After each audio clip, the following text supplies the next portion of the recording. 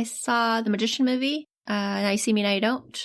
Finally. Now You See Me, Now You Don't. Why was that not the title of the second one? Again, we came up with that in our podcast before they did, so we deserve royalties. It's like they thought about it later and were like, dang it, now we're going to have to make a third movie. Well, we're glad they did. Yeah, once that comes out on streaming, we're doing that because that is a choice. And I'm excited.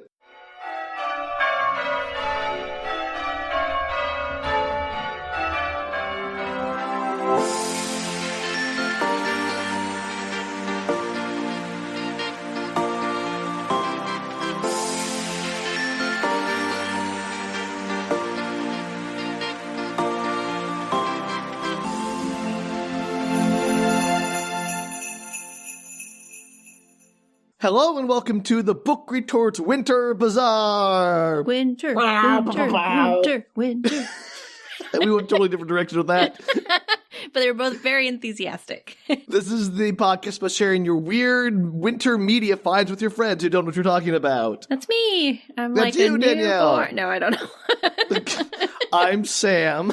I'm Danielle. And she's like a newborn fawn taking her first steps through the snowy... I know, probably. But that was for you, Danielle, not for me. Oh, the snowy thing. We probably didn't do it in the snow. So Yeah, maybe this is a different fawn. Maybe a brand new reindeer fawn. There you go. Oh, a little baby reindeer taking its first step through the wintry snow of the North Pole. Yes. Now try it back into me educating that baby deer about something. Something Sam's going to educate us today. Okay. Well, about reindeer. Keep practicing, Danielle. I hope.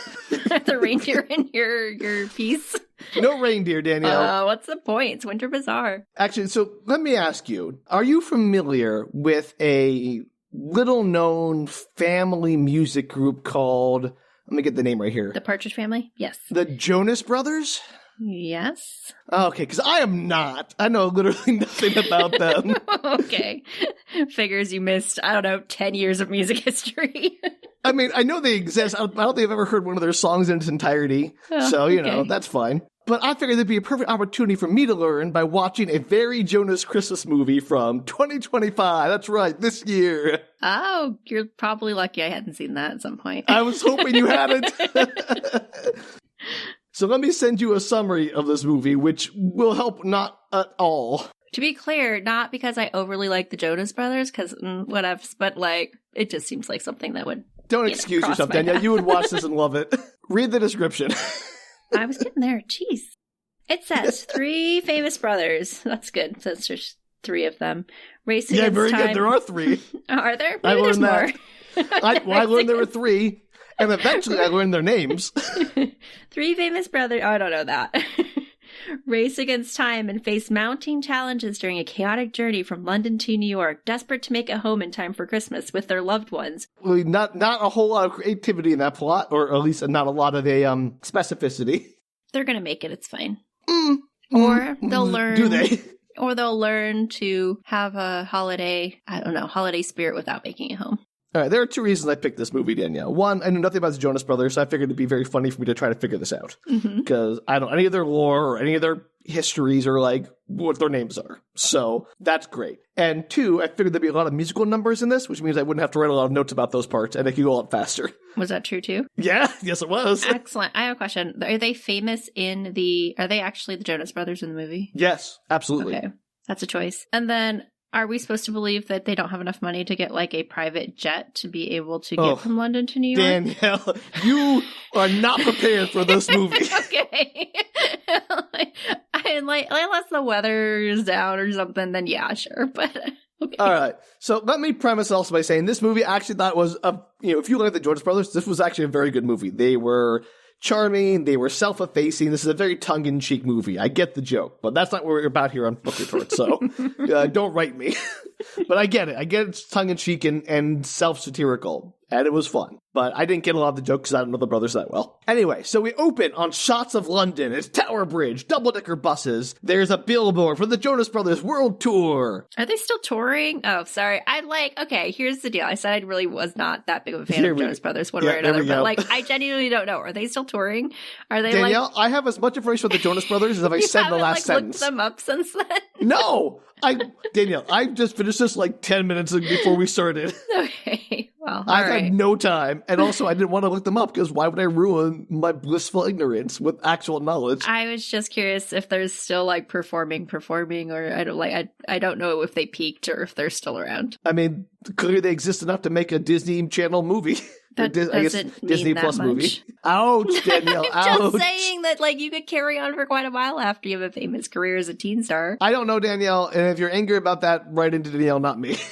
Okay, well, all right. Pop stars in London, billboards, got it. World tour, cut to inside a hotel room. There's grunting as the camera pans past the Christmas tree to reveal, guess who? One of the Jonas Brothers. No, it's Will Ferrell. Oh, I was not going to get there. No, you weren't. Good on him. I guess. Will Ferrell struggling into a shirt with the titular brothers' names on it. A well-known fan of the Jonas Brothers, I assume. He is a super fan. He's calling his family over. Apparently, he flew them all out here for the concert and wants to get there early to hit the merch stand. Sure. His wife is very concerned and asks, how much more merch does he need? And Will insists there's a limited edition cup that has the Jonas Brothers glow in the dark on it that he just needs. Is it Will Ferrell's real wife?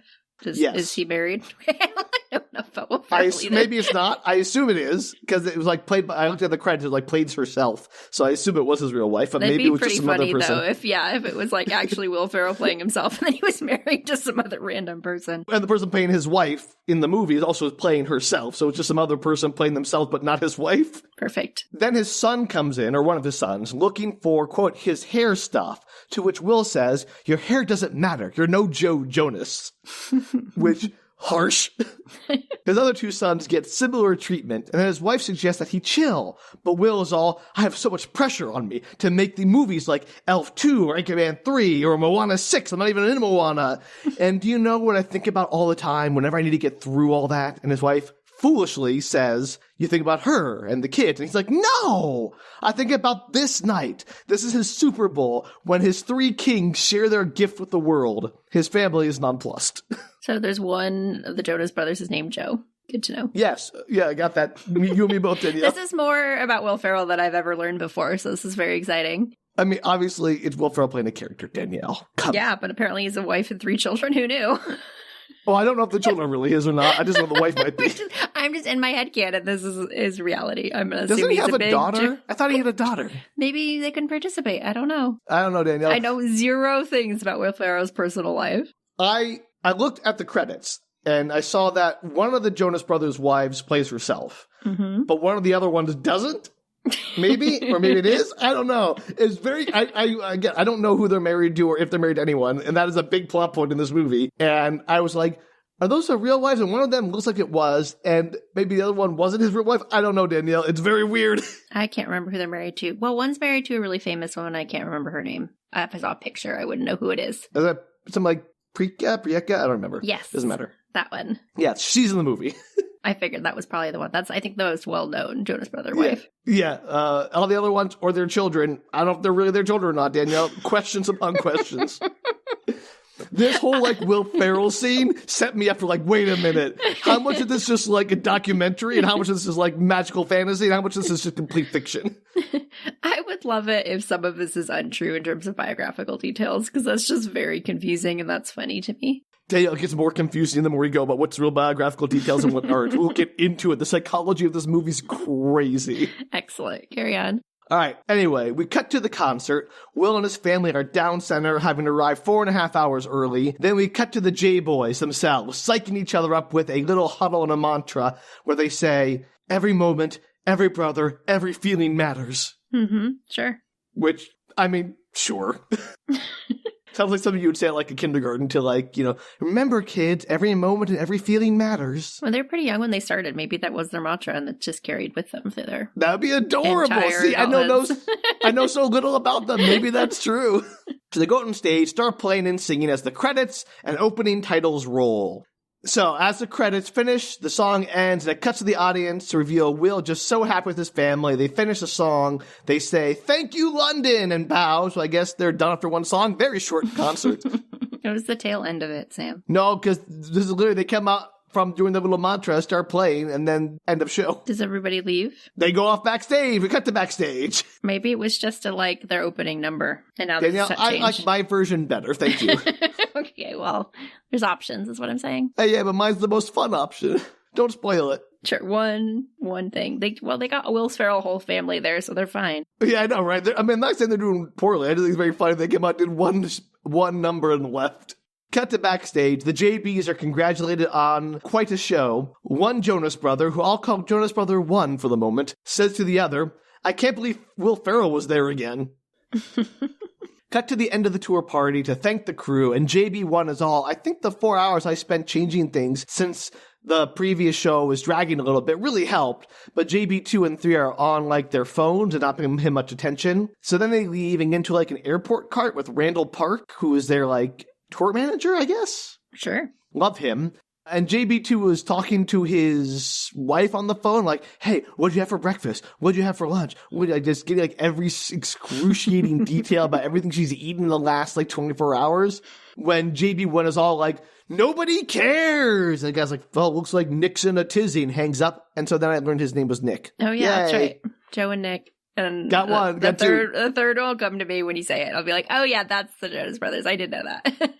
Okay, great. I didn't. So Randall Park drops them off. Like, they just drove like 200 feet down a hallway, like a concrete tunnel, like backstage. Like, yeah, I guess we're done here. This is your hotel room in the stadium?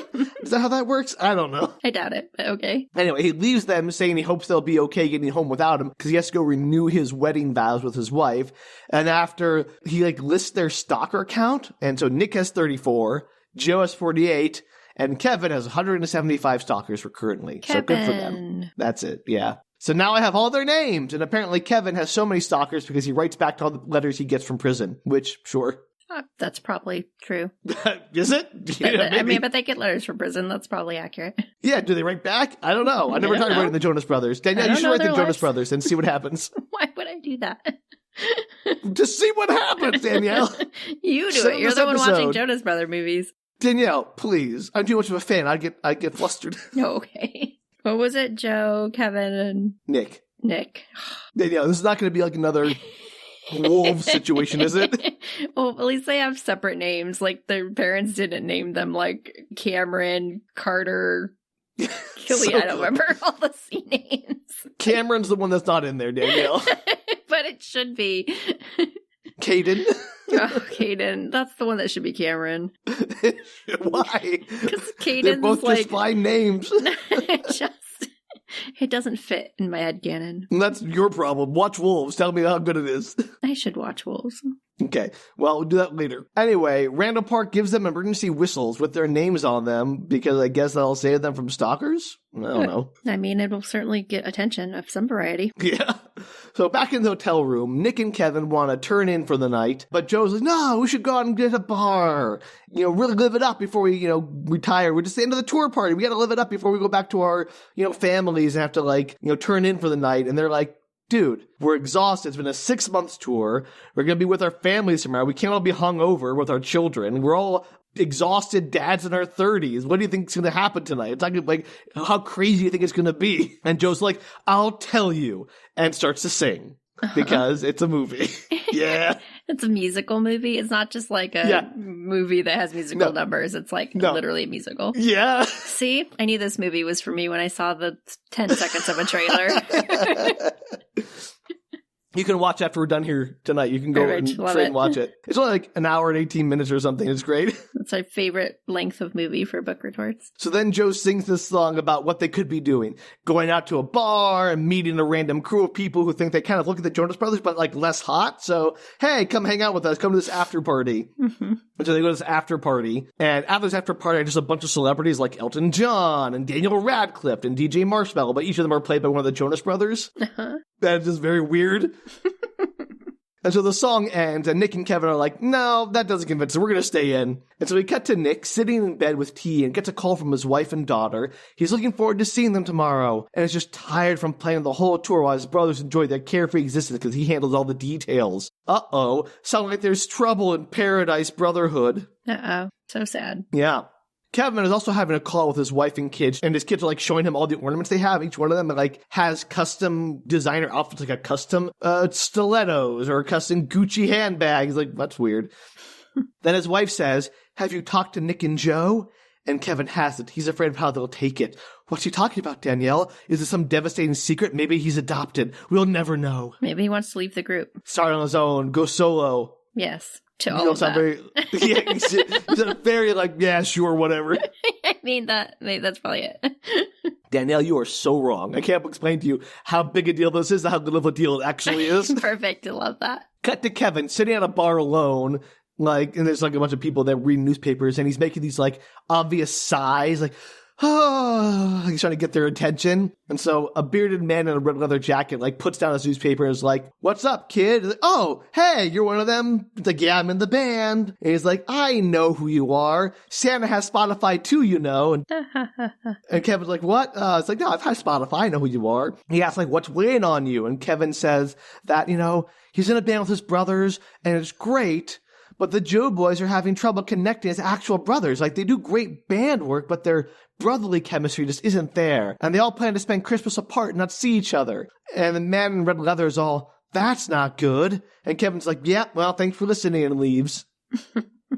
And like, I'm going to pick a nit with this movie right now because after spending 6 months touring with your brothers, I think like a few days to a few weeks apart is perfectly healthy and reasonable. It's not like, oh no, you're not spending an additional few weeks with your brothers after touring with them for 6 months. You guys are terrible brothers. Like, chill. It's fine. It's probably healthy even to get the space. Yeah, even during the holidays, I think that'd be totally legitimate and fair. But this movie's like, no, that is the worst decision ever.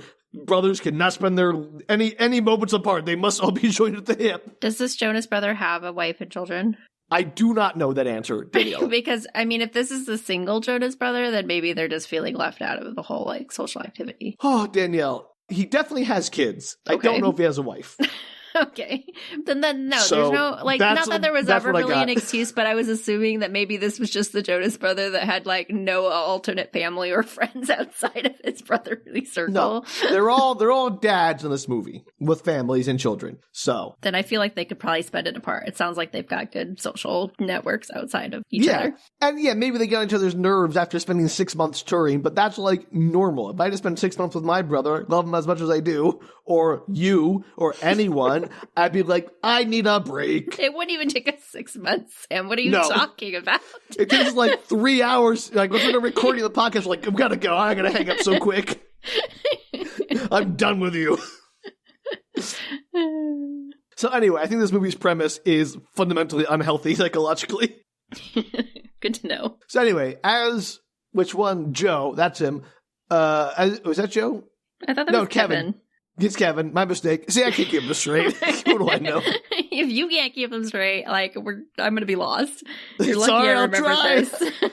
I do my best. So as Kevin leaves, the camera lingers on the man in the red leather jacket who begins to sing, Christmas spirit, I've seen something tragic.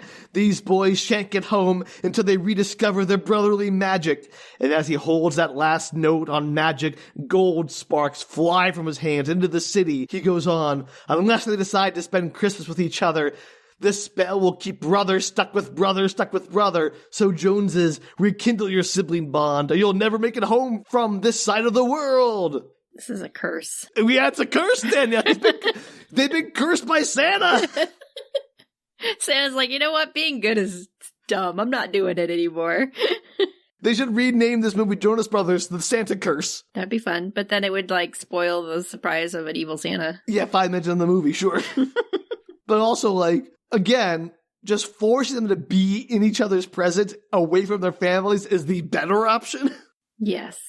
Okay, you're not as outraged as this as I am, but I'm outraged.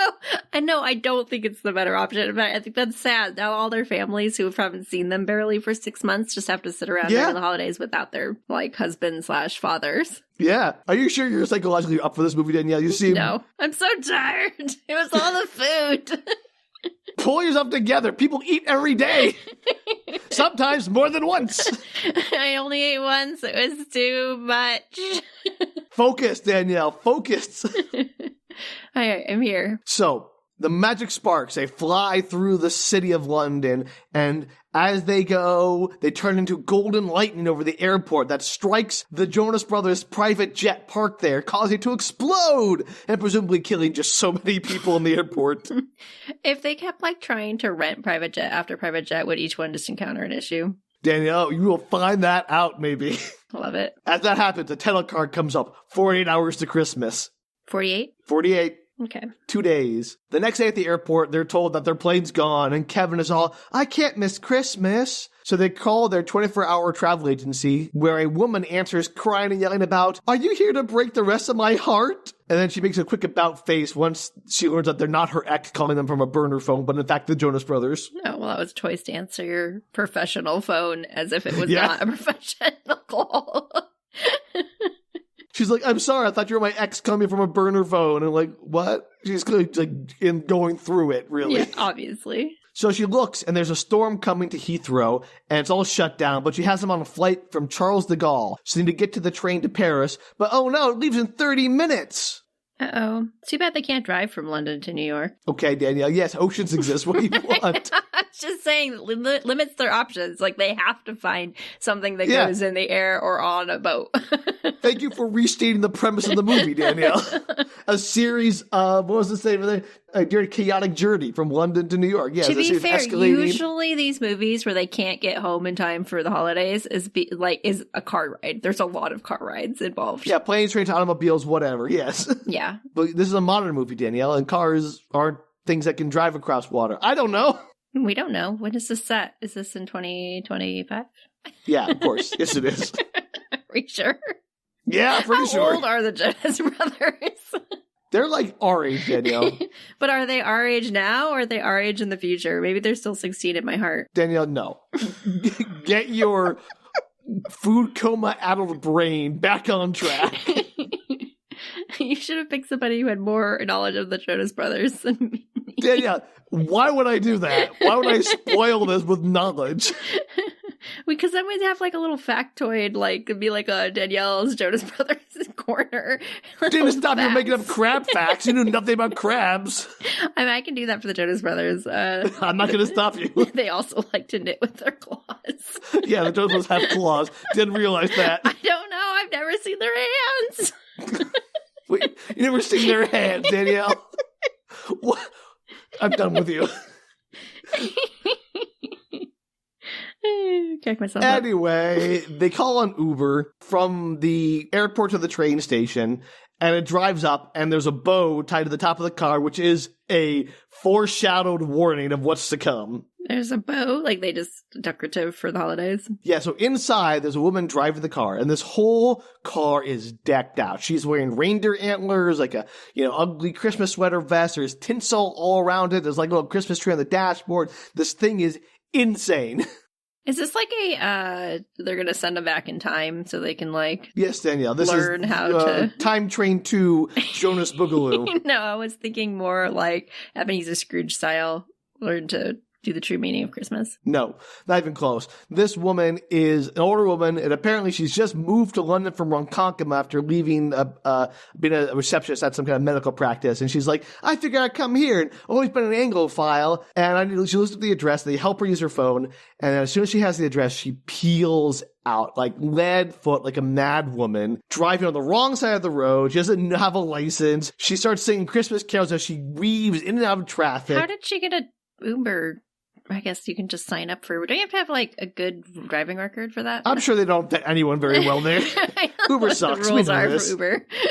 But somehow, this doesn't matter. They get to the train station just fine with time to spare. In fact, they have so much extra time, they sing a song in the train station. But then the train blows up, so it doesn't matter. So the Joe Bros decide it's time to sing a song, and they sing their way through the train station. And it's it is kind of like a musical, but also not like a musical. It's kind of remember that scene in Enchanted when they do the musical number and everyone's sort of playing along, but some people aren't, and they're like, yes. Oh, wait. It's kind of like that. Some people are like, oh, they're singing.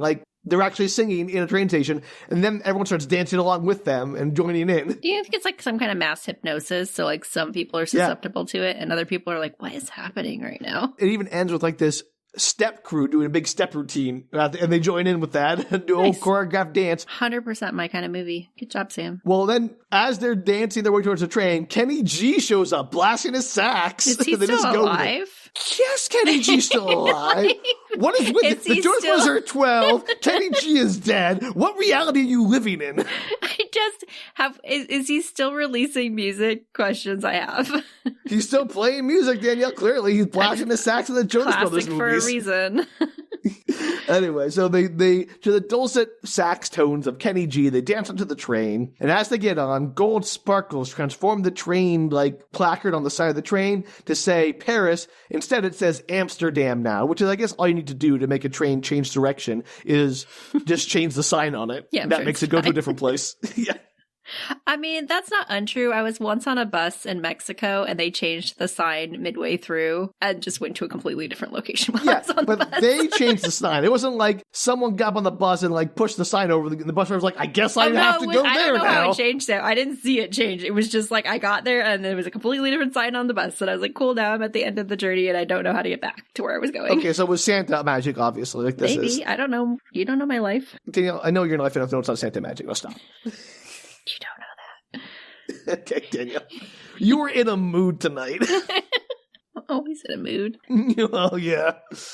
But here's something that I don't get. How terrible is this for every other person on that train who's trying to go to Paris to suddenly now, you're now going to Amsterdam when you thought you were going to Paris? Do you ever see the reaction of everybody else on the train being surprised that they're in Amsterdam? Doesn't bother a single other person. Apparently they're all trying to go to Amsterdam anyway or whatever. Maybe they were magically changed over to Amsterdam when everything happened. What if your family's in Paris and suddenly you're like, where's my family? They're all in Paris and I'm here in Amsterdam. Maybe it like switched out people to people who are going to Amsterdam. No, Danielle, just ruined lives. Santa ruined lives. It teaches Jonas Brothers a lesson about brotherhood. They always do in movies, though. Santa always ruins lives to teach like the two main characters like some kind of lesson about their lives.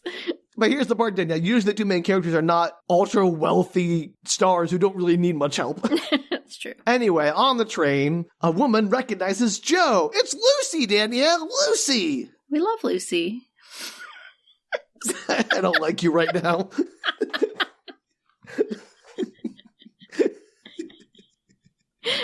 Lucy who? Exactly. Welcome to my world. I'm sure somebody knows. So it's someone he hasn't seen since they were 13 years old, and she moved to Portland, and he hated Portland after she moved because it took her away from him. Yeah, darn you, Portland. Yeah, right? Apparently they were like classmates, but obviously he was harboring some massive crush on her that was completely unrequited. Oh, that's awkward for his current wife. He's like, oh, did you become a doctor? He's like, yeah, a cardiothoracic surgeon. Have you been stalking me? And Joe's like, yeah, maybe you looked at your Instagram once or twice. But like, what's up with you? And it's like, well, I'm going through a breakup. How convenient. And taking an emo solo trip around Europe to get over it. And so I'm like, wait a minute. Is Joe married? I don't know. I don't think he is. Maybe he is. Maybe he isn't. I don't know. Those movies go into weird directions. Yeah. Again, questions. If not, that's a really awkward plot line. I mean, he probably is, and that's fine. Nothing like shameful about being divorced. It's just like things I did not know about the Jonas Brothers. Anything. Yeah, maybe he was never married, Danielle. Maybe he has a child with somebody and they're just co-parents. I don't know Joe's life. I don't know any of their life, and it's fine. So anyway, as they're talking, the train announces they're reaching their final destination, and Lucy leaves. Joe rejoins the Bronases, and Kevin tries to talk to him about something, but Nick gets up to get some food. I did. Making sure. You're welcome.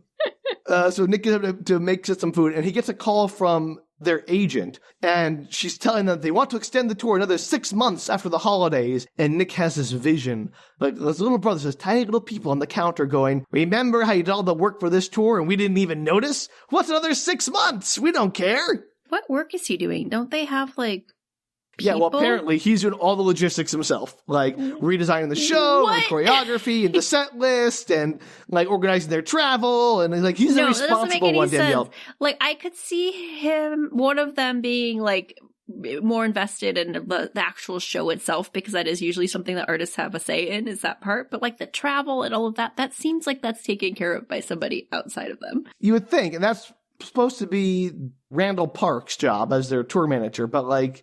Apparently I don't know. not. Nick, again, they get into it later. Nick has a control freak complex kind of thing, maybe. It's a whole thing. Anyway, I agree it's weird, but you gotta just go with the premise. Each of them have their little, like, Nick has something he wants to share. Joe has his thing, and Kevin, I don't remember who they are. Kevin has something he wants to share. Nick has his like martyr complex, and Joe has something with Lucy. We'll get into it. Perfect. So Nick's like, nope, we're not going to do that. It's just my brothers, they're so burnt out, but they love their fan so much they would never say so. So don't even tell them about this, and we have to give them some time to rest. That seems unilaterally. Like, it shouldn't be a unilateral decision through him. Oh, that doesn't come up later, Danielle. Very good. I would be bad. So the train arrives, and oh no, they're in Amsterdam. What are they going to do? It's not Charles de Gaulle Airport. Oh. Was Lucy meaning to go to Amsterdam? Yeah, absolutely. She's good with it. Yeah, and she's fine. It was her destination. See, I'm telling you, everybody on the train got flipped over. 100%. So the brothers just assume they got on the wrong train, end up in a cafe, and Joe and Kevin rag on Nick for like, hey, it's your fault. You didn't double check the train we were getting on. You're the organized, responsible one. Aren't there tickets? Like, what? It's what was they got on the wrong train again? I don't know. So, like, I think Nick's complaints are maybe valid. These guys sound like jerks. They do, but also, again, tickets. Don't you, like, is it hard to get on the wrong train? No, it's not hard to get on the wrong train. Like, I don't know how it works anywhere, but here, you just walk on a train, they check the tickets after the train's moving. Like, they don't always check it before you get on. But they would have known then they didn't, like, check the tickets on the train. I don't know. Christmas magic. Maybe they disappeared all the ticket takers. I don't know. Okay, fine. But, like, at some point, they can magically make everyone tickets. Transport trains from Amsterdam to Paris. They can disappear the ticket takers, all right? I'm just saying, anytime I've been on a train, they, like, eventually check tickets. I like how you're like, oh, yeah, they can magic away all the people who are trying to go to Paris, but the ticket takers, that's something I won't stand for. Just saying, you would know if you got on the wrong train eventually. Nope, apparently not. We're going to get over to Amsterdam without even noticing. Perfect, love that. Which is like twice as far as Paris, right? Probably. From England? I don't know. So they talk to the travel agent lady again, but everything's all booked up. They're on standby everywhere, so hopefully something will open up in the morning. In the meantime, she's booked them into a hotel, and it's a very seedy hotel with one room and one bed, and someone screaming like they're being murdered in the distance. So, you know, fun. That seems also unlikely, other than they can't get a car or anything. Where are they going to drive to? I don't know. Trying to get to Paris, right? They've already missed the flight. Where are they trying? Are they trying to like leave Amsterdam now? Like get a flight from Amsterdam home? Yeah, to New York or something. Okay. Because they've already missed the flight from Charles de Gaulle because they spent apparently 3 hours on a train without noticing it was passing Paris. Well, I mean, what's his face was talking to Lucy, so he lost all track of time. Yeah, apparently Nick was lost in her eyes. Worried about whatever the anal things that he was concerned about, and then I don't know what the excuse was for the third one. Nick, no, Kevin. Yeah, there you go. Kevin's worried about whatever he's worried about. Like, they're all in their own heads, Sam. Why you explain this to me? Just as trying to reason why they would not notice they were on a train for like twice the amount of time. You're like, Sam, why are you down the rest of the movie? They're all in their own heads. Go with them. Like, okay. I'm the one telling you the movie, Danielle. I get it. Fine. I'm okay. Carry on. They're stuck in a terrible hotel. Sorry, I had an opinion and a thought. I don't mind getting an opinion. I just thought it was very funny. You're trying to explain your opinion to me like you're trying to convince me of something. Isn't that the point of this podcast? I wasn't arguing anything with you. You're arguing with yourself and just bringing me into it. I do that a lot. Yeah, you're dragging me into yourself. You're like, I want no part of this. I didn't have a problem with them ending up there. So anyway, Nick is getting exasperated because he's working on his laptop trying to find alternative travel options while his brothers goof off and watch some undisclosed social media videos. I guess they don't care about their families and getting home in time for Christmas. Nope, they think Nick will handle it all. Jerks. That's when they stumble across a video of one of Nick's ex-Broadway friends who just happens to be flying his private jet to Amsterdam and then back the next day after his show there. They're like, this is perfect. This is how we get home. And Nick's like, no, Ethan hates me since they clashed when they were in the Home Alone, the musical on Broadway. I wonder if Ethan's real. Danielle, questions. So the two others badger and guilt Nick until he finally gives in. So they somehow find Ethan's show and show up at like a small lounge. And when I say show, I don't know what it is. It looks like he's just... like, he's got a mic and he's telling stories, but there's a guy with a piano there, like a lounge singer. Maybe he's doing, like, songs. But there's, like, 12 people in chairs in this, like, hotel lounge. So is it a stand-up? I don't know what it is, Danielle. I'm very confused what the premise of the show is. So he flew all the way to Amsterdam to talk to 12 people in a room? Yeah, pretty much. Like, it's not like it's a big venue. Okay, I guess. Rich people and their money. It's a choice. So Ethan immediately spots the Frares Jonas and invites Nick to join him. Did you just, like, Google how to say brothers in, like, 18 different languages? And No, I know how to say brothers in French, Danielle. I know, but you just keep throwing ones out there. The Bronases or whatever you said earlier. Yeah, I didn't Google that one. I just wanted curious if you just wrote down a list of ways to use, like, say the Jonas Brothers. I tried to say them differently every time I wrote them down. That's what I'm going to say. Okay. It didn't always succeed, but I tried. So they get up, and Ethan and Nick have this, like, passive-aggressive back and forth where they're, like, hurling barbs at each other. Like, Ethan rags on Nick for playing his dad in the Home Alone musical because he's like, oh, he's so old. I can see like the little laugh lines right now. Ha, ha, ha. And Nick is all like, oh, yeah, and we can take the key for the song down if you need because you can't hit those high notes. And they're, like, playing it off as good-natured banter, but they clearly hate each other. Mm-hmm. And then Ethan is all, hey, let's do the title song from our show, Home Alone the Musical. And I am desperate to know, was this a real show? I don't know. Google would tell us, but no, we don't get to use it. I don't think it was, Danielle. But That's I wouldn't be surprised. unfortunate because I would watch Home Alone the Musical. I wouldn't be surprised if it was. And apparently the piano guy just knows the opening number to Home Alone the Musical and starts blasting it on the piano and they start singing it. And the song... I'm assuming the piano person goes with the person who's like doing his 12-person show. Yeah, but does he normally sing the duet from Home Alone the Musical alone? I bet he does. Okay. I don't know anything about Ethan, but I mean, if he's a theater kid, he probably does. He's probably fine. Okay, fair enough. All right, sure, let's go with that. But the point is, the song, top tier. It opens with Home Alone. Being home alone is like being home with no people. I was alone because there was no people at all. They say home is where the heart lives at, and not over there. I learned what I should cherish. I grew from the hurt. Then Nick comes in and they start singing, and every time they like passes from one person to the other, like upstage, like try to step in front of the other person, upstage them. And they get to this repeating, like, I don't know, chorus or outro, whatever you want to call it. And Nick just keeps, like, says to the piano guy, just keep going. And he keeps, every time it goes through it, he ups the key up a little bit higher and a little bit higher and keeps making it go higher and higher. And eventually Ethan starts to panic because it's getting outside of his range and Nick goes like falsetto. And then Ethan's voice breaks and the song stops and he calls Nick sick for tracking him down in Amsterdam just to embarrass him at his own show because he's jealous. And now Nick's ruined their only chance to get out of Amsterdam. Yep. And the other brothers are like, well, there goes that option. And are very upset. I would be too. So Ethan storms out, end scene. Cut to a bar that night? I don't know, same day, next day, who knows? This movie has time. It's only 48 hours. We have to assume it's probably pretty close to. It probably is. It's like it's got to be like an hour later. So Joe is once again stalking Lucy's Instagram, and then guess who walks in? Lucy. It's Lucy! It's Lucy, Danielle. Oh, we love Lucy. She was at Ethan's show and saw the whole sing-off, and I was like, well, that was weird. They banter a bit, and Lucy mentions that, well, now that the show's ended early, she has a chance to do one of the things on her Amsterdam bucket list she didn't have time for before. And Joe's like, oh, let me go with you. And she's like, are you sure? Like, yeah, let's do it. Wait, so she was going to that show that was like on her thing, and now she can do something else because that show was so short? Yeah. That was like one of the reasons she was going to Amsterdam was to watch Ethan in his 12-person room. Apparently, yes, Danielle. Okay. It is a big choice. So she goes to get her coat, and Joe goes to text his brother, like, hey, I'll be back later or whatever. And as he's doing so, he has a vision about Nick and Kevin ribbing him about how he's like a playboy. He always hook up with a bunch of women. He never settles down. And he's like, doesn't want to tell him about Lucy. So he just sort of like says, I'll be back later. Doesn't tell him he's going out with Lucy. He must be the single Jonas brother. Yeah. Otherwise, that's really awkward. Yeah, right? Anyway, Joe and Lucy stroll through Amsterdam at night, and Joe goes right in asking her, like, hey, so about your ex. And she's like, we're just going to do that then, I guess. We haven't seen each other in, 20 years. Let's talk about our exes. That's a choice. And, she's like, oh, I dumped him because I realized I didn't love him. He was another doctor. And then Lucy knows that everything about his personal life, since apparently everyone knows about his personal life except for, us, I guess.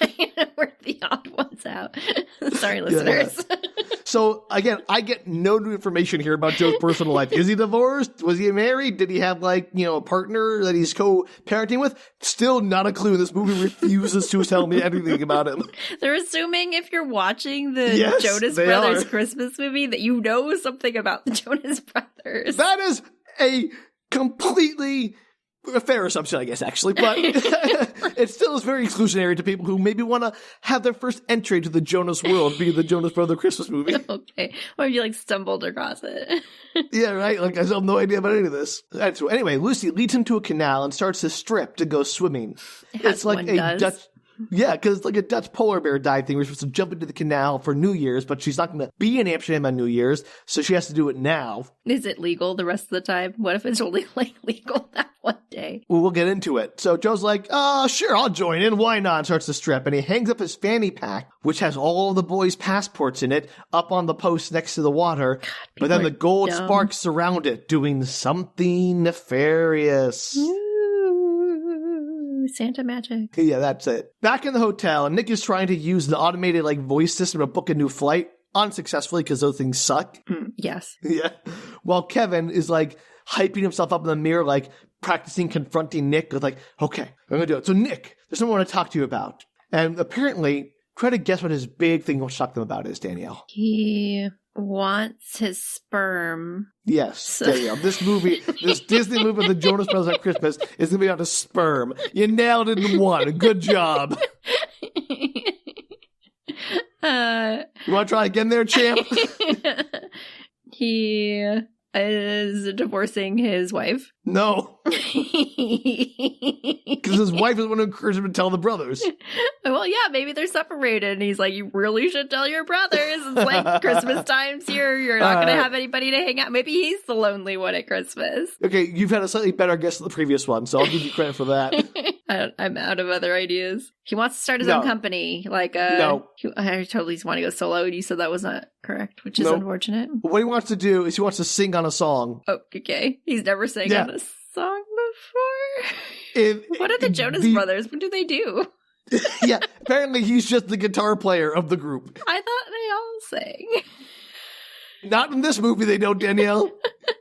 I think he wants to sing a solo or sing the lead in a song, but later on, it's he doesn't sing. He's never sung on a song before. It's a big thing when he gets to sing. Does he really never sing? I don't know.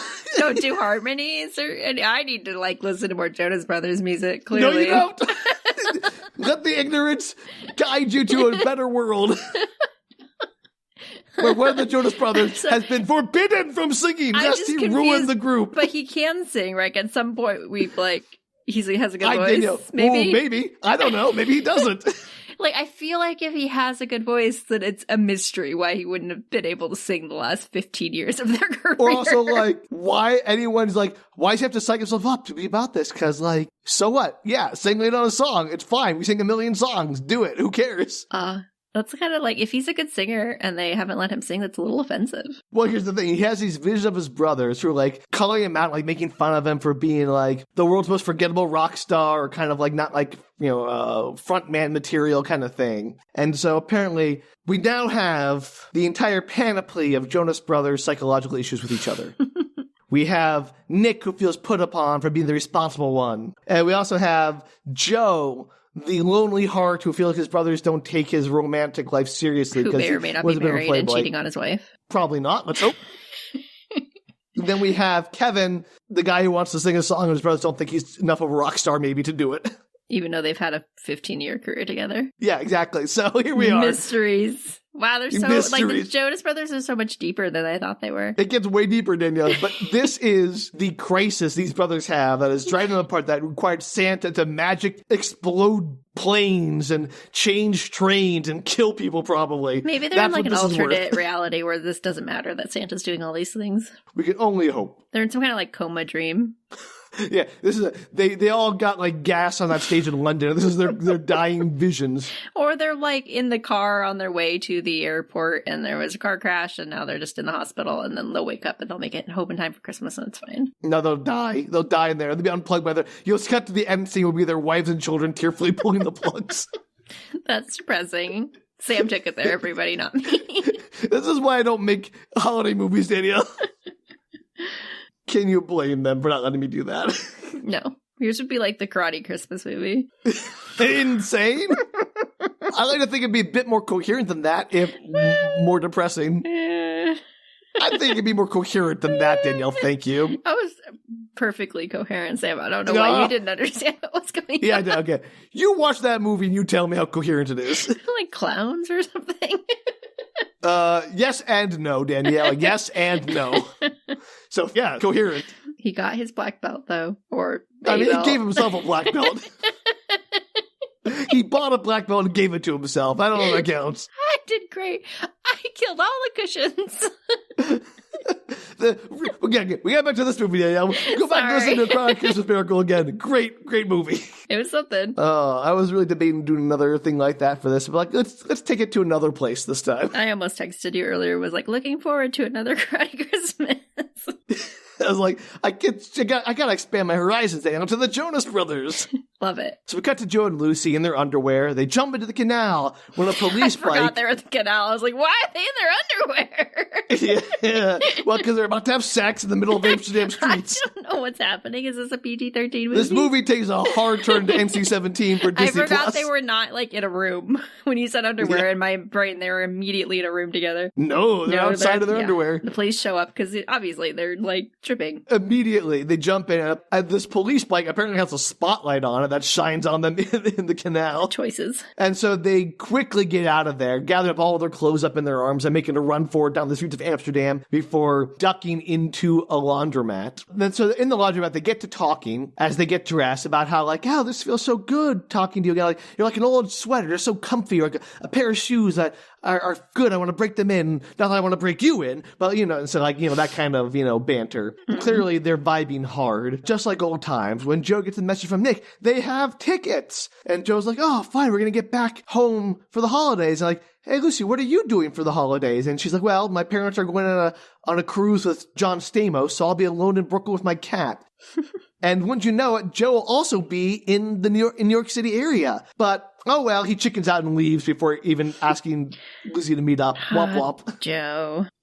Joe. He, gets, all up in his head about, oh, maybe I'm not cut out for love because it's time for another song, Danielle, on the way home. I love songs. He sings a song about how it's, silly to be playing around like teenagers, how it's foolish to think this was a good idea. But also, Lucy is singing the same song. It's a duet where they're in two different places. Movies love doing that. That's true, they do. Yeah. So that fun thing where they, superimpose them next to each other in the frame, but they're in different places, and they're singing the same song. And, it's very musical theater. Love it. Very happy. So after they finish their song, we cut to the hotel where Joe comes in. His brothers are all, so, what's her name? As if he remembers, and he's all like, wow, okay. And these brothers all suck, basically, is what to say. They need some time apart, despite what this movie thinks. So they were giving Joe crap when he came in? Yeah, he's like, yo, you came in late, who are you with? As if you remember her name, kind of thing. Oh, got it. So, not very supportive brothers. Joe must be the one that's divorced. There's definitely one that's divorced. Or maybe never married, Danielle. I don't know. I'm not going to make a judgment. I feel like there was one that was divorced, though. I could be wrong. Listeners, you can tell me if I'm wrong. If you want to give us a rundown. Trying to remember her Jonas Brothers lore from actually, there's one that's married. That must be Nick. That's married to Brianna or whatever her name is. And then there's Pradika. I'm sorry. Yeah, I don't really don't know anything about the family. I don't remember her name. Yeah. Picture in my head. I just don't know her name. And then the second one was married, I think, and was divorced. And I don't know about Kevin. I'm so sorry, Kevin Sands. I don't know anything about Kevin. Why are you digging yourself this hole, Danielle? Because that's what we do. Okay. This is a safe place. I can admit that I don't know much about the Jonas Brothers. I came into this saying I didn't know anything about them, and I'm owning that. So after he comes in, Joe's like, hey, guess what? Nick's like, hey, guess what? We got new tickets. And we got us on a plane. Yay! He's like, give us the passports. And Joe goes into his fanny pack and oh no, the passports are gone. They were stolen by Santa. Do they know that they didn't know that Santa stole them? I was of course not. Wait, when did they find that out? But I think it's very funny that Santa's nicked these guys' passports like some kind of criminal. Yeah, you like that? Yeah, good job. So they call the 24-hour travel agent, and she's all freaking out because, what do you do with the Jonas Brothers with no passports? I'd say they have. I feel like, isn't there some kind of they can fast track passports for famous people or somewhat with enough money. Yeah, but not in the next 8 hours on Christmas Eve. They need to get home in time for the families. Yeah, probably not. Yeah. But then she has an idea, which I don't think actually solves the problem, but we'll get into it. Her ex is a pilot who ditched her to fly Angela Merkel to Hamburg. But if she can get to Germany, she can get him to use their private jet to fly them home. Sure. Question. A, do they not need passports to get to Germany? Do not need passports to get from Germany to New York. I think they still do. That's not solve the problem. Private jets still need passports. I don't think they need passports to get to in the Eurozone, they're probably fine. But it doesn't help them get out of Germany into the U.S. No, not at all. Because I would imagine you still have to check passports even on a private jet. Yeah, you got to go through customs when you... It doesn't matter if you have a private jet or not. Wealthy people, who knows? Rules don't apply to them, but... Again, then if that's the case, then this whole problem is not a problem. Who cares about the passports? Yeah. So the movie makes no sense one way or the other. But apparently the passports are not an issue anymore, so we can just forget about that. The next morning they get a rental car to drive to Germany, and as they get in, golden sparks fly into the tailpipe as a voice sings, "Magic!" And so as they go on, their car breaks down in the middle of nowhere. 14 hours until Christmas. That went fast. You're out of it. What? I responded. What do you want from me? You didn't even appreciate my singing magic. Magic. Okay, you know what? Is it Santa's voice that saying it? Yes, of course. Is he just watching, sees you when he's sleeping, sees you when you're awake? It's a curse that, follows them around, preventing them from having any progress until they become better brothers. I don't know. But are they, is he watching, at a magic ball? How does he know what's happening? No. The magic spell is doing it. The spell is acting on its own, apparently. So the spell is singing? Yeah. Sure, in his not? voice. Yeah. Look, I'm just reporting to you what's happening. I cannot explain it. Cut to them walking along the road until a truck drives by and Nick flags them down to hitchhike. Oh, guess who's driving the truck, Danielle? Santa. Lucy! No, it's Santa. It's Santa. It could have been Lucy. That was equally as possible. Yeah, exactly. It's the guy from the bar of the leather coat, but he's no longer wearing the leather coat, so how could you ever recognize him? Sam does. I do, but apparently Kevin doesn't. Yeah, Joe? No, Joe doesn't. He's the one who talked to him. I remember, I promise. There's a 50-50 chance I would recognize them. I don't recall faces well. Okay, yeah. Well, in that context. Well, fortunately, he's going through Hamburg, so hop on board. 2 in the back, 1 up front. So Joe and Kevin hop in the back, leaving Nick alone to sit up front with Santa. Okay. Is he going to get a hard talking to, Nick? Oh, yes. Excellent. Santa's going to give him a big talking to. So Nick starts telling him the story about how they got stranded in their ways to get home, and they're trying to get home for their families, and how he's in this band with his brothers, but being around your family all the time is rough, especially when you're away from your not your actual, but your other family, your wife and kids. Your actual family. Yeah, right. Your chosen family. And they've been doing this since they were kids, when they broke big and got kind of locked into these kind of roles they play in the group. And it's that's actually kind of really insightful stuff. I wonder how much of this is just therapy for the Jonas Brothers. Did they help write it? Did their maybe they produced write it? They produced it, but I don't know more about that. So Santa starts to tell him that he doesn't have anyone who drives him crazy. His home is very remote, his work all-consuming. So he tries to bring people joy with his yearly deliveries of Christmas trees. Yes, that's it. There's no Mrs. Claus? Apparently not. Did she pass movie. away in a freak accident 5 He years ago? exploded her with golden magic. Did she leave him? Because he's Probably. Spending all his time leading up to Christmas not doing Christmas things. She's left him for Joe Jonas, but then they got divorced. He left her behind to run the whole factory while he's out chasing down the Jonas Brothers. This is basically Santa Claus is Will Ferrell from the beginning. What? Oh, as obsessed with the Jonas Brothers, Yeah, Will Ferrell is? and then his wife is left him for it. Okay, I like that plan. He's a big Jonas Brothers fan. He's disrupted the space-time continuum to fix a relationship because he needs them to keep making music. Yeah. Sure, I believe it. We don't. At the end, is he gonna his gold's going to go around his face and he's going to turn into Will Ferrell? Yeah. Actually, how did you know the end of this movie, Danielle? I mean, I don't think it'd be out of scope of what's happening right now. You just wait. Because, I think it's funny. He's my work is all consuming, but apparently he has enough time to, make sure this brother relationship is perfect between 3 very rich and famous people. Nothing else more important than that in the world. On the day before Christmas. Yeah. I think your theory is correct, Danielle. I know.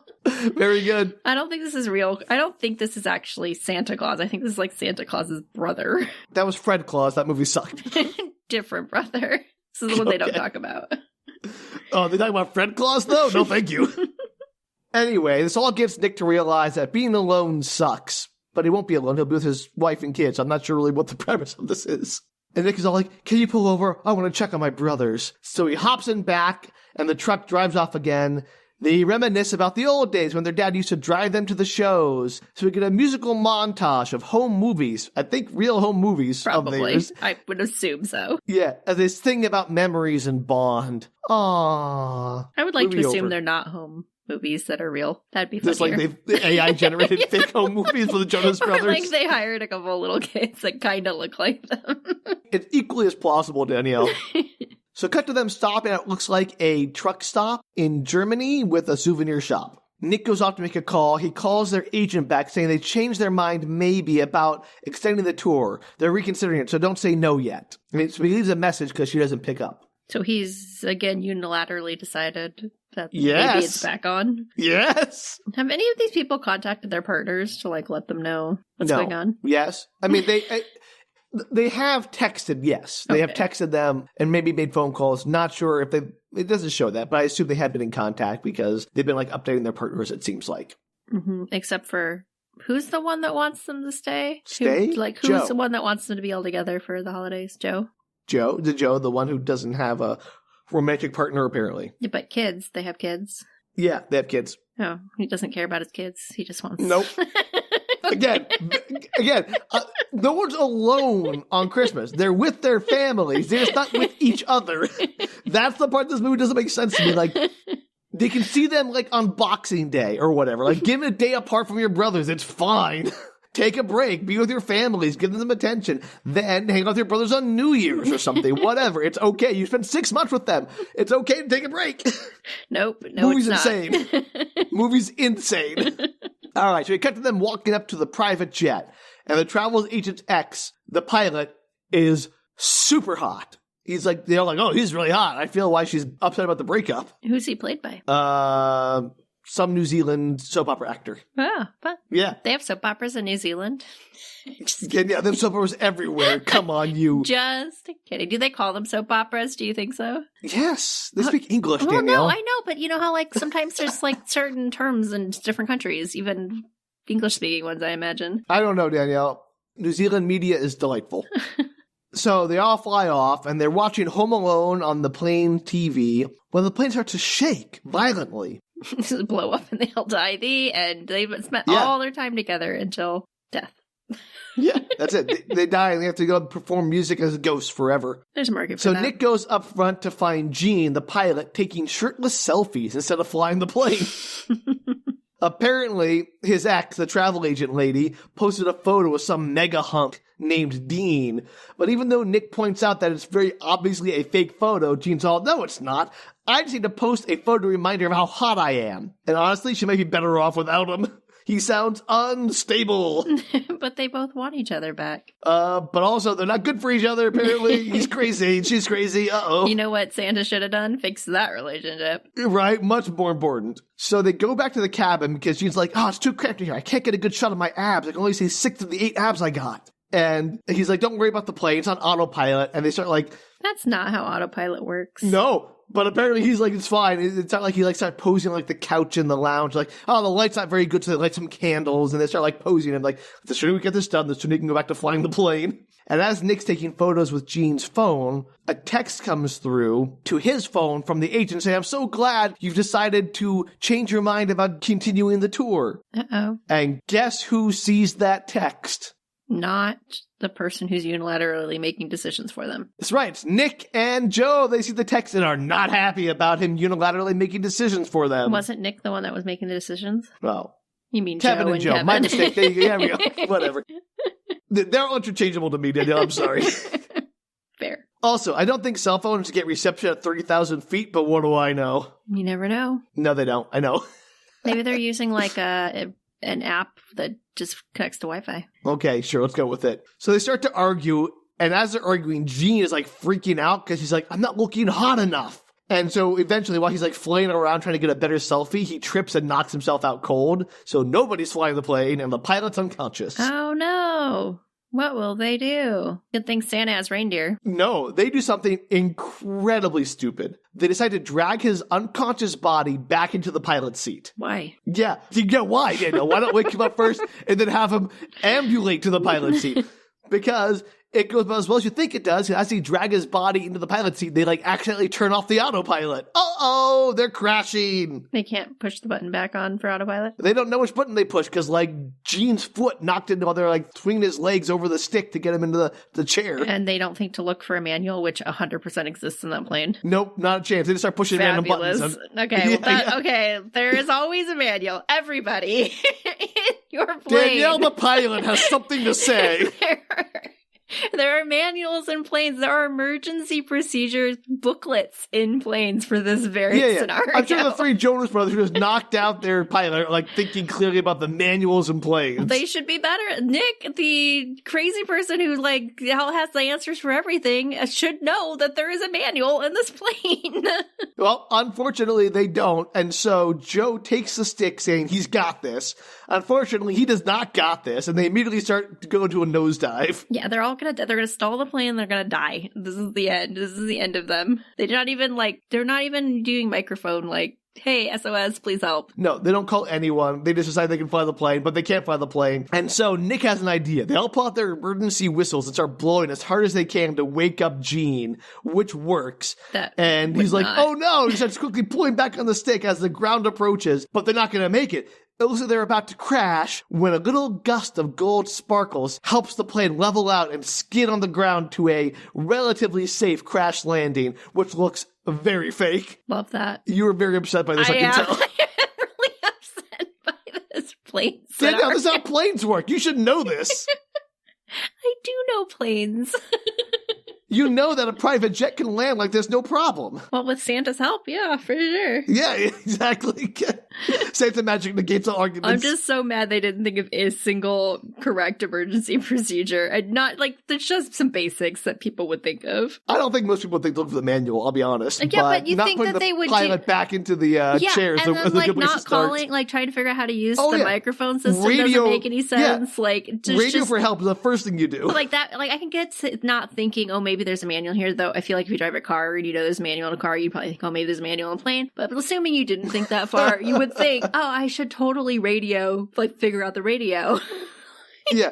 First thing is radio, not first thought is I can fly this jet plane. I do not want to be in an emergency situation with the Jonas Brothers ever in my life. But yeah, clearly. I kind of do because they got Santa magic protecting them, so I'd be fine. Sure. Outside of Christmas, I do not want to be in a Jonas Brothers emergency. If he really is Will Ferrell, he's protecting them year round, Danielle. Okay. That's his new full-time gig. Sure. All right. You know how you get mad at science? This is my science. I know. It's very funny to do this. Danielle, this is a perfect movie, no plot holes. We can move on. This makes me angry. All right, carry on. So good.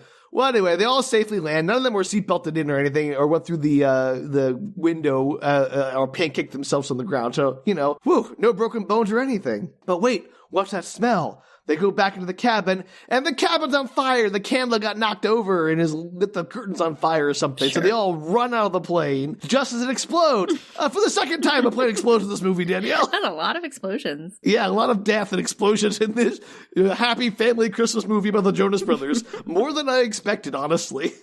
Like, when that first plane exploded, I'm like, wow, this is something I didn't expect. And they're like, okay, they went for it broke here. So many explosions. So now they're stuck in the middle of the woods, and none of them thought to grab their phones from the plane. Oh, no! Uh-oh. That's unfortunate. Now there's going to be like a huge manhunt for them. That night, they're in the woods. It's dark, and Gene suggests that they set up camp and build a fire. And Nick starts, going in on Gene for, it's your fault you were taking shirtless selfies on Christmas because of your crazy ex-girlfriend. And Gene's like, you keep your name out of her mouth, and, storms off. And he's like, great, Nick. Way to drive away Gene, the only guy who knows how to survive out in the woods. I'm like, does he know how to survive out in the woods? He's a pilot, not a survivalist. Survive out in the woods. Good question, but they all assume Nick got rid of their only survival expert. They're like, that's Nick, always making unilateral decisions for the rest of us. And then Joe goes on about how they make fun of him for his personal life, and Kevin's all like, hey, I want to sing, but you guys think I'm a terrible rock star, or don't think I'm charismatic, or could be a lead singer, or can handle it, and they all devolve into this fighting and yelling, and they all storm off in different directions to sing a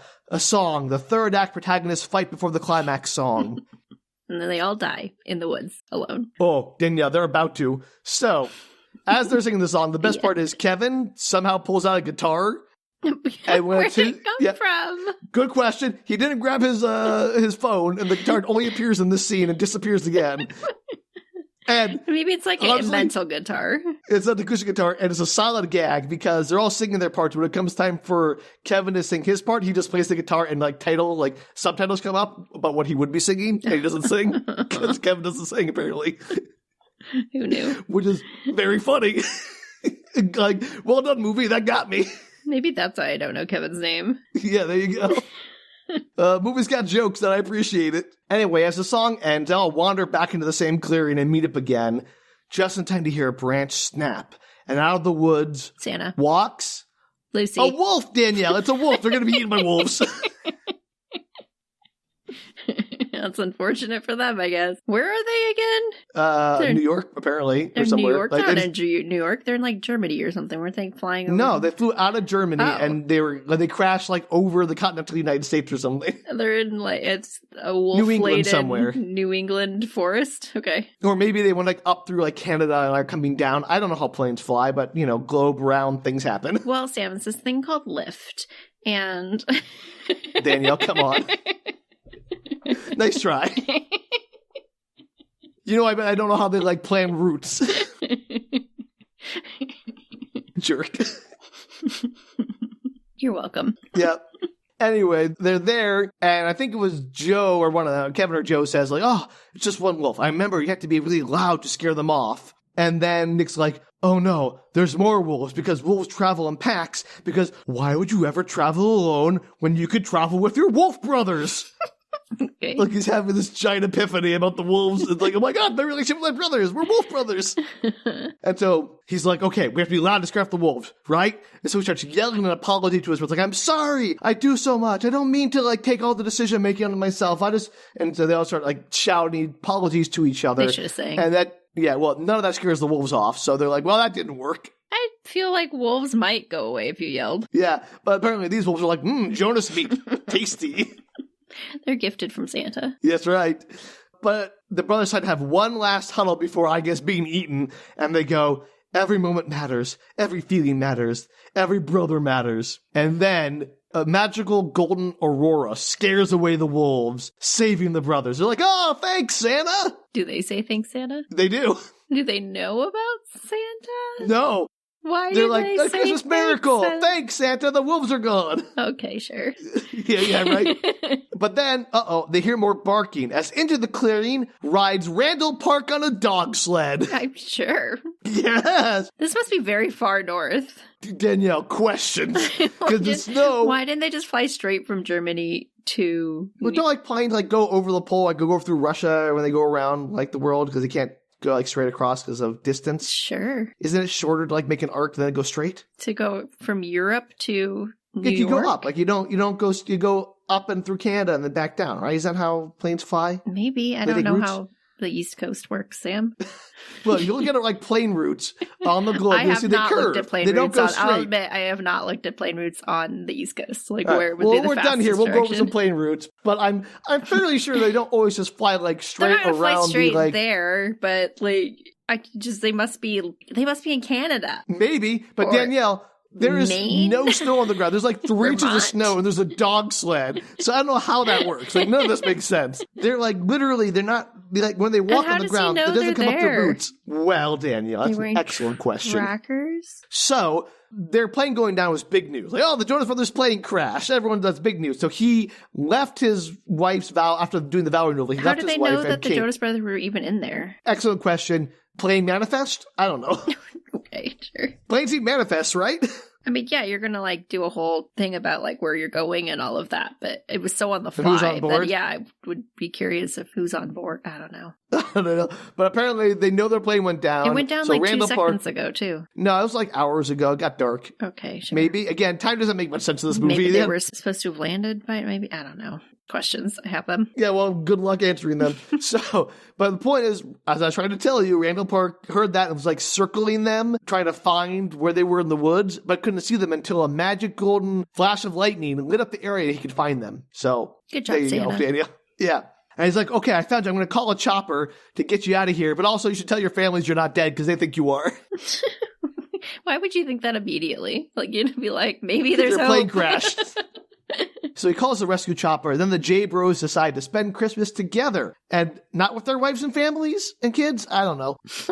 But they finally get to Kevin's house, and everybody's there. So I guess they called their families and say, hey, we're all going to meet at Kevin's house instead. Which is like the obvious solution. They could all just have Christmas together, I guess. Why is that so hard? I still am not entirely sure they needed to have Christmas together. I'm not sold I on think that they as didn't the need plot to. line.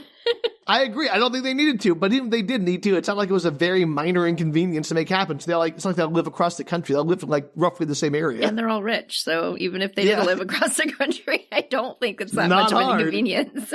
Yeah. Except now they probably had like other people they were going to spend the holidays with, maybe like, in-laws and friends, and like, nope, none of that matters now. They're all there, Danielle. Everyone is there. They've invited the whole posse. So as they're partying, later there's a ring at the doorbell, and in walks, guess who, Danielle? Santa and or Lucy, or both. It is Santa dressed as Lucy. No, it's Lucy, just Lucy. Dressed as Santa. Yeah. Yes, a Santa, yeah. She's like, somebody called for a Santa stripper? Like, no, wrong movie. No. Apparently, the other brothers had called her saying Joe had a big speech to apologize for running out her in Amsterdam. Joe's like, how did they know that was her? Because Joe, when they were yelling their apologies, he mentioned that he ran to Lucy and then chickened out because he didn't have the confidence to think he deserved love or whatever. How did they contact Lucy? How did they Good have question. her number? Don't know. Mysteries. Danielle, maybe they hired a private eye in the intervening time. An hour that they had. They're rich. Who cares? Googled her number. Yeah. So Joe is momentarily flustered and then tells her how incredible it was running into her and rambles a bit. That's like a charming ramble. And Lucy is thus charmed. And they kiss and make out in front of all their family and all their kids. Which is a choice.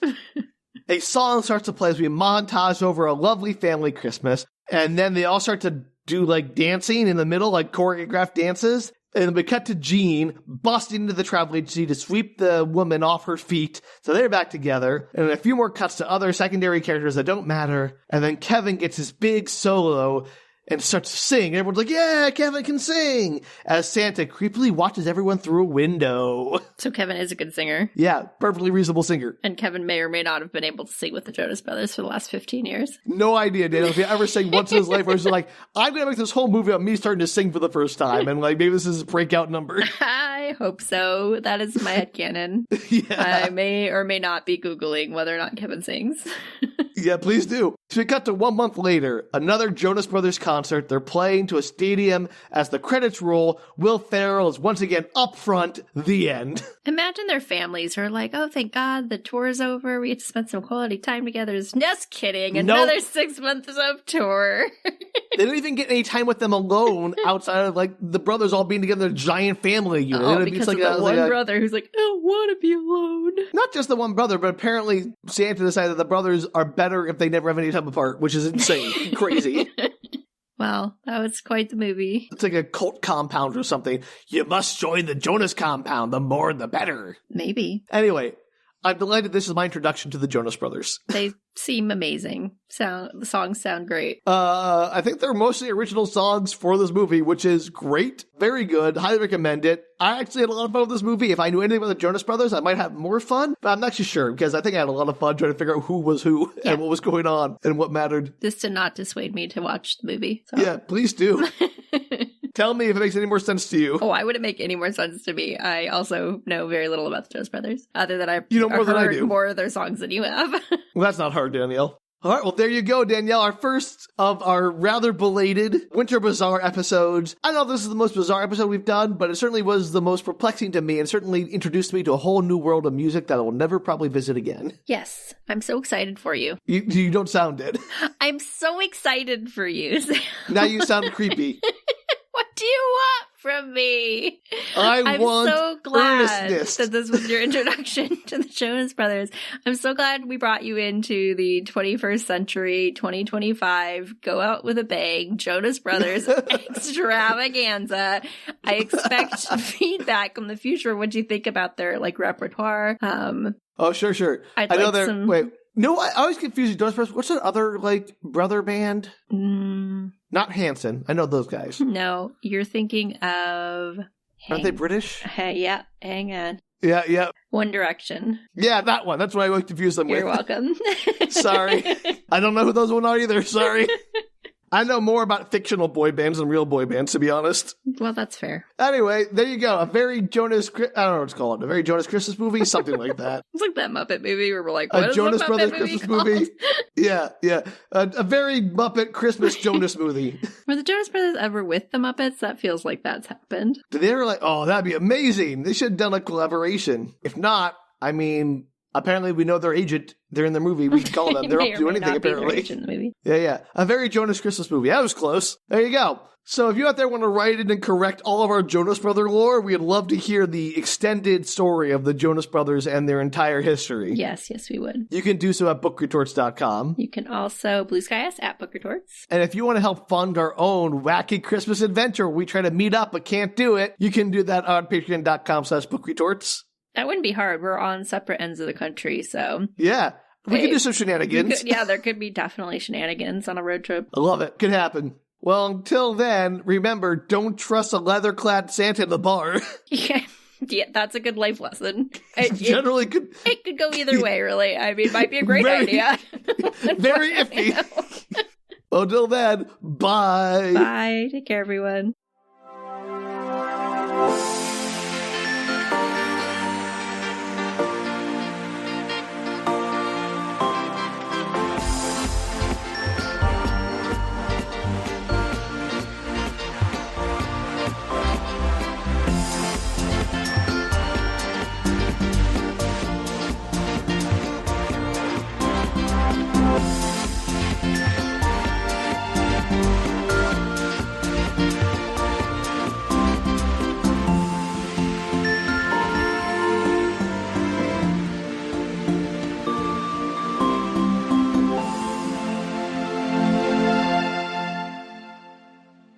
I'm trying to see if Kevin sings. We're going to Google that. I feel like we should Google that.